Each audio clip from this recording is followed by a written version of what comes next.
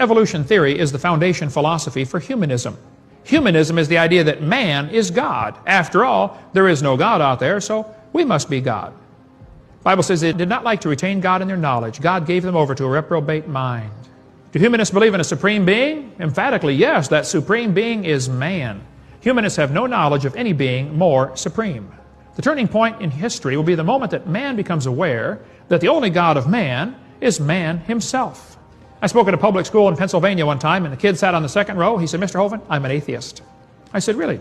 I said, "You don't believe there's a God?" He said, "Oh, there's no God." I said, "Well, son, let me ask you a question. This kid's a senior in high school."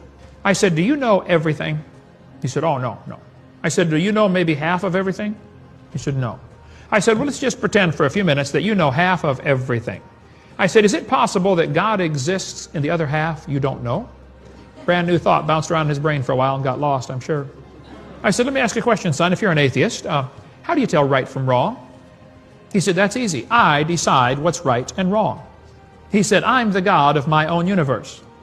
I said, "Well, I'm glad to hear about that, because I'm going to shoot you in 5 minutes." He said, "You can't do that." I said, "Oh, yeah, I can. You see, I'm the God of my own universe, and I decided it's fine for me to shoot you."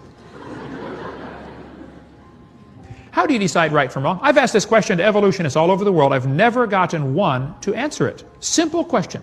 If evolution is true, how do you tell right from wrong? How do we tell right from wrong? Is there a big cosmic standard someplace, a "thus saith the Lord"? If there isn't, we're in trouble. There was a Russian atheist astronomer came to America, and he said, "Folks, either there is a God or there isn't." And I thought, now this guy's really smart, you know. And then he said, "Both possibilities are frightening."